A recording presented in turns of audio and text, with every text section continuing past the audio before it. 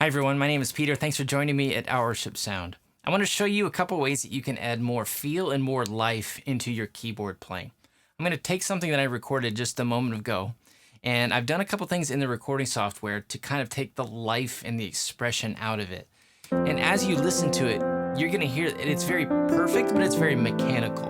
Okay, it's consistent, but there's no expression or life in it. Okay, and so what I did to take the life out of it, and we're going to kind of work this backwards, is if you look at this, each one of these blocks represents a note that I played. And if you're interested, this is Logic Pro, although most recording applications are going to do this same sort of thing. Each one of these blocks represents a note that I played. And you can see that there are different colors of notes, and those different colors represent the different volumes that I played them at. Some notes I push down the keys faster, so it results in a faster note, but they're different colors. Okay, but what I did was I did this thing, which made everything even. Okay, and so you hear that every note is an even volume, and that's one of the things that takes the life out of it. I'm going to turn this off so you can hear some of the variation in the notes.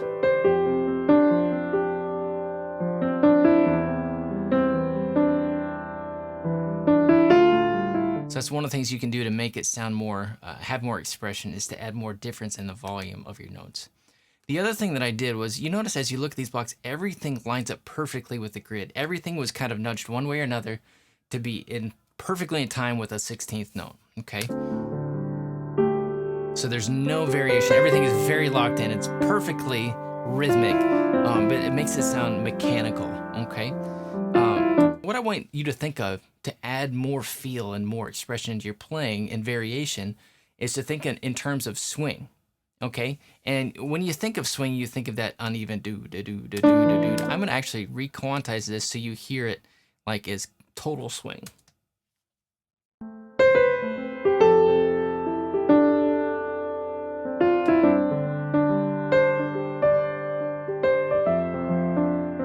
Okay, so I'm not saying go like full on swing, but I'm saying just add a little bit of that kind of push and pull to the rhythm. This rhythm right here, right now, this percentage is a 64%. I'm gonna start to pull it back. If I pull it back to 50, it's just perfectly even again. But I'm gonna pull it back part way. We're gonna go back to 55%. You can hear there's still a little bit of that swing feel in there.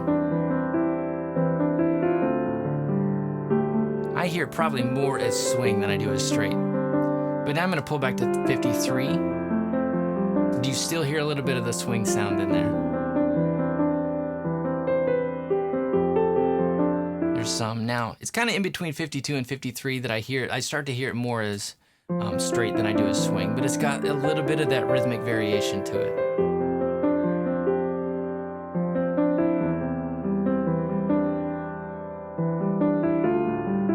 So give it a little bit of that push and pull, just a touch of swing, just a little bit of it, okay? And the other thing that musicians will do when they're playing swing is they know that not every note is supposed to be the same volume. Some notes are meant to be emphasized, and some notes are pulled back or kind of de-emphasized. And so don't try to play all your notes exactly the same volume. Let there be some notes that pop out more, some notes that are kind of pulled back more.